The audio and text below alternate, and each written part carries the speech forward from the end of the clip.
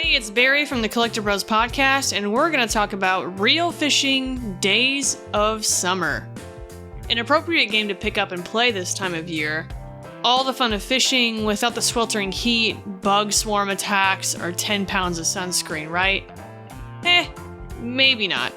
Real Fishing Days of Summer boils down to an arcade fishing visual novel with light crafting mechanics.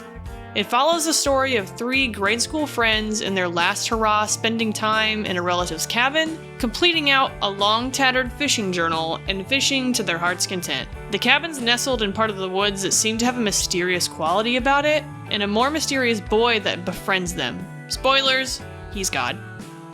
This results in the surrounding area having a vast ecosystem of fishing biomes, riding away how the hell you could possibly catch a bluegill, a tuna, and a pike all in the same general location. It's just the power of God.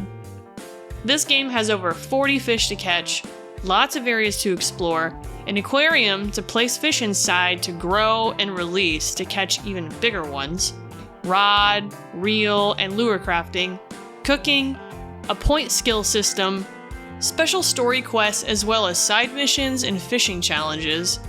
Sounds like a lot to do, right? I thought so too, but it very quickly became an exhausting rinse and repeat. Now I'll talk about a few things that I really liked about this game, as I don't want it to make it seem like I completely disliked my time, which was 20 hours of playtime. The fish models are really great. It was an experience to see the fish fly out of the water for the first time and the water droplets fly around as they wiggled their bodies. And while the modeling felt stiff at times, I found myself viewing the fish I had caught in the aquarium just to admire some of the effort and detail that they put in. It was quite a stark difference of art styles though, as the fish were more realistic, but we have anime-style character art and cartoon-esque meal designs. I also like how the game required you to pay attention to specific fishing spots to catch your desired fish. You needed to use a specific lure to have a higher chance of attracting that fish, and then that fish would only be found in a specific area, like a rocky spot or beneath a tree overhang. Of course, it wasn't a 100% hit rate if you followed the directions, but it did feel like they put a good effort into making the experience align with actual fish behavior. The best they could do, at least. Unfortunately, this game suffers from staying far past its welcome. Each day was on a timer, and you could only catch 3 to 5 fish per day in that time period, as actually reeling in the fish ate up that time as well. Especially when the actual reeling portion of the gameplay made no sense. This game is 100% arcade QuickTime events.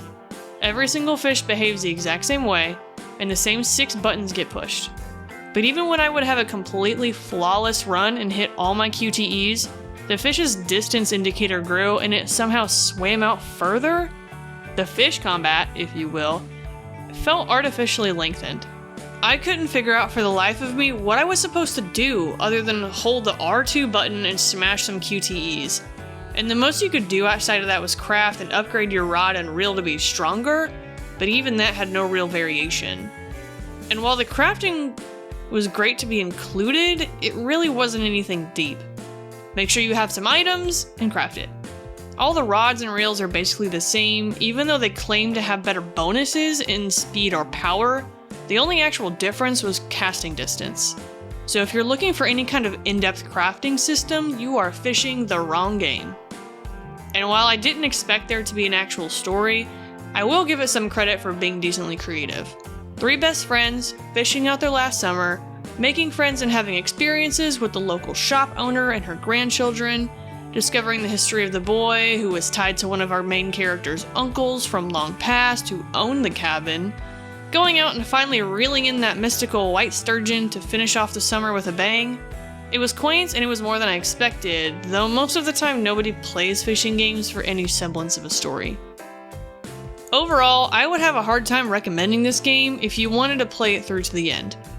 By hour 10, I was tired, and by hour 15, I was so mentally taxed I couldn't sit to play this game for longer than an hour and a half. It had no business being a 20 to 25 hour game. I'm only the second person with an actual completed playthrough on how long to beat, and it only has 23 people who completed it 100% across true trophies and true achievements, so you can imagine how popular this probably was. If you want baby's first fishing arcade game, it's got a good mix of fishing, crafting, cooking, and story, with some pretty great graphics. But I cannot recommend continuing the grind of this game past the first 2 areas, unless you're going for achievements or that platinum trophy.